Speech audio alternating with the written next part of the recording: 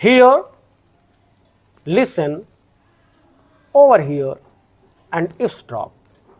These all 4 words mean सुनना इन हिंदी। हिंदी अर्थ के अनुसार ये सारे वर्ड्स एक दूसरे के सिनोनिम्स लगते हैं, but there is a slight difference among these words. Let us break it. The first word HEAR means सुनना का प्रयोग ऐसे अर्थों में होता है जब आप किसी आवाज़ को, किसी के बातचीत को, किसी ध्वनि को अनइंटेंशनली और विदाउट एफर्ट सुन लेते हैं, आपके कानों तक आ जाती है ध्वनि बिना प्रयास का, बिना इरादा का, तो आप कहते हैं I heard. For example, I heard a noise from the next room. मैंने बगल वाले कमरे से एक आवाज़ सुनी।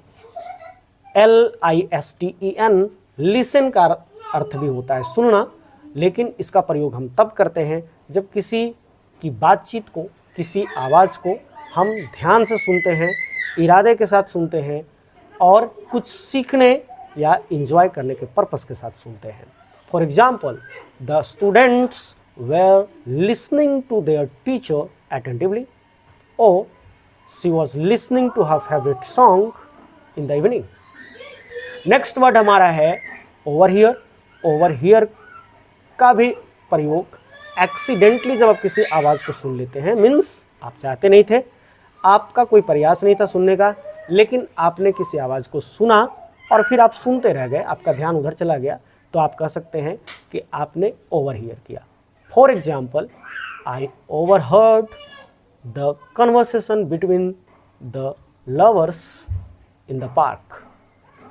Next and the last word है ईव्सड्रॉप।